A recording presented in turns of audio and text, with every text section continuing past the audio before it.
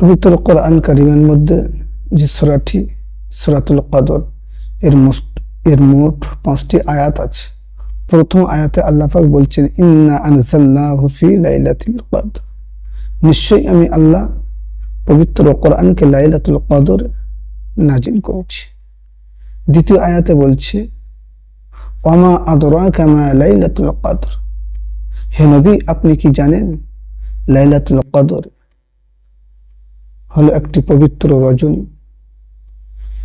তৃতীয় আয়াতে কি বলছে, লাইলাতুল কদর খায়রুম মিন আলফি শাহর, লাইলাতুল কদর ইবাদত করলে 1000 মাসের ইবাদতের সওয়াব তার আমলনামায় লেখা হয়।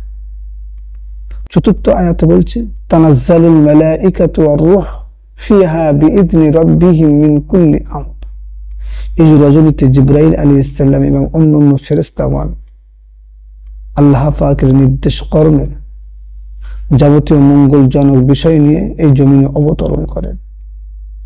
শেষ আয়াতে কি বলছে, সালামুন হিয়া হাত্তা মাতলাইল ফজর, এবং এই রজনীতে মাগরিব থেকে শুরু করে ফজরের ওয়াক্ত পর্যন্ত শান্তি অবতীর্ণ হতে থাকে। এই পবিত্র সূরা কদরের